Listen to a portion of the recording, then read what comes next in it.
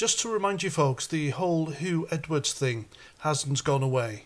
Sure, the press are quiet on it, social media is quiet on it, and Huw Edwards himself may be languishing in a exclusive private mental institution, hoping it does go away.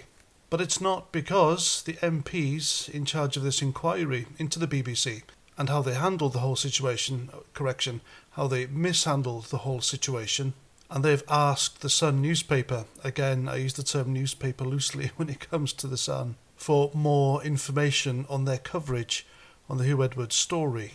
Now, an MP involved in this has asked the Sun if they could set out the processes by which the Sun verifies any story it chooses to report. Now, as you remember, it all came out about Huw Edwards a couple of weeks ago. It's exploded everywhere after a week of everyone speculating who the culprit was, and he was outed by his own wife. And then as soon as it was revealed Huw Edwards was in a mental institution being treated for alleged mental breakdown or mental illness, it went quiet. The Sun didn't do anything.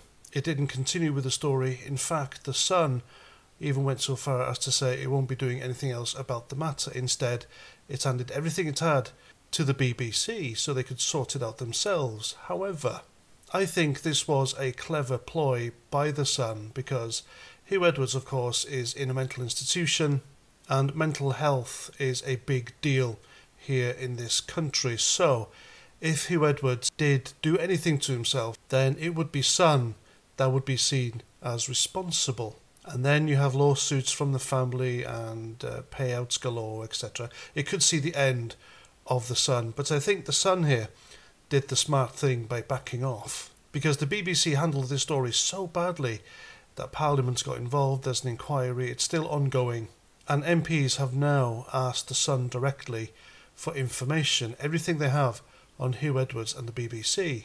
And this is the Sun's statement, so I think this is pretty straightforward. It says, and I quote, "Additionally, we have handed over relevant material to the BBC's corporate investigations team, which supports and corroborates our reporting of the original story.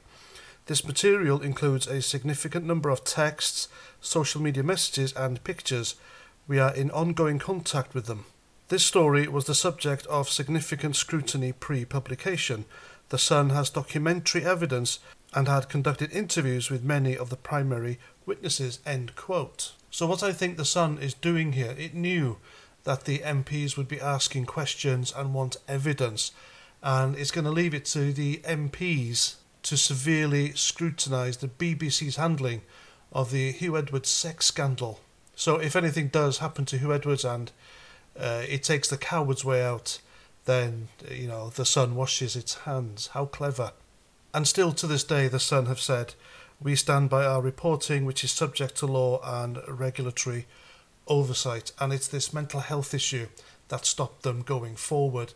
Huw Edwards, a guy who attended an awards ceremony not long before the story broke out. And then when he did, he checked into a Priory exclusive mental health institution type place and was relaying messages through family or friends saying how angry he was that the BBC were investigating him prior to all this. And yet he had his poor wife come out and face the music and admit to the world it was him that was behind everything.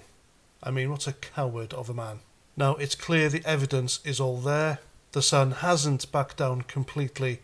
It's just passed the buck in order to save itself. So the net is closing in on Huw Edwards. It's closing in on the BBC. And by the time this all finishes, Huw Edwards' reputation will be in tatters. He won't be a newsreader ever again. I mean, how could you?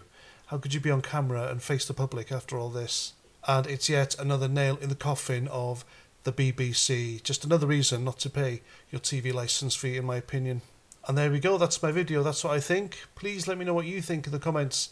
And until the next time, Roger Trout.